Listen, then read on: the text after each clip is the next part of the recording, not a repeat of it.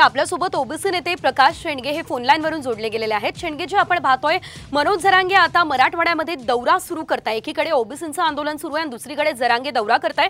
या संदर्भात आपली पहिली प्रतिक्रिया।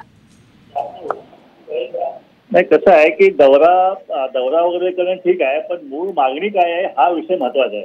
हा दौरा कशासाठी आहे? जर मराठ्यांना जर आरक्षण देण्यासाठी विषय असेल, त्यासाठी जर हा दौरा असेल तर मग मात्र मराठा समाजाला आज आरक्षण आहे की नाही हा प्रश्न माझा पहिल्यांदा नाही की त्यांना आज ईडब्ल्यूएसचं घटनात्मक आरक्षण मराठा समाजाला आज 10% आरक्षण मिळत आहे। त्यातलं 8.5% आरक्षण यापूर्वी मराठा समाजाच्या मुलांनी सगळ्यांनी घेतलेलं आहे, ते घेत पण आहेत। दुसरा विषय असा आहे की सरकारने आणखी 10% आरक्षण जे आहे ते पण त्यांना दिलेलं आहे। वेगळा कायदा केलेला आहे, त्याची अंमलबजावणी सुरू आहे। ती मराठा मुलं ते आरक्षण घ्यायला लागलेली आहेत।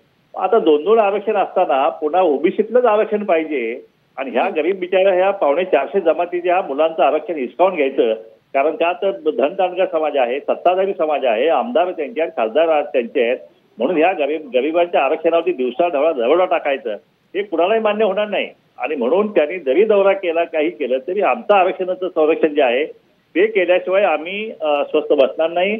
त्यांनी जर उमेदवार उभा केले, 288 उमेदवार उभा केले, मी आता ऐकलं त्यांचे 127 सर्वे त्यांनी पूर्ण केलेला आहे। आम्ही सर्वे चालू केलेला आहे। धनगर असेल, बौद्ध असेल, माळी असेल, वंजारी असतील, बंजारा असतील, या सगळ्या जवळपास 199 मतदारसंघाचं आमचाही सर्वेक्षण पूर्ण झालेलं आहे आणि आमची निवडणूक लढाई पूर्ण तयार आहे। आम्ही पक्ष स्थापन केलेला आहे ओबीसी बहुजन पार्टीच्या माध्यमातून। आम्ही ह्या जागा आम्ही लढणार आहोत आणि ह्या निश्चितच म्हणजे धन्यवाद तुम्ही आमच्यासोबत बातचीत केली।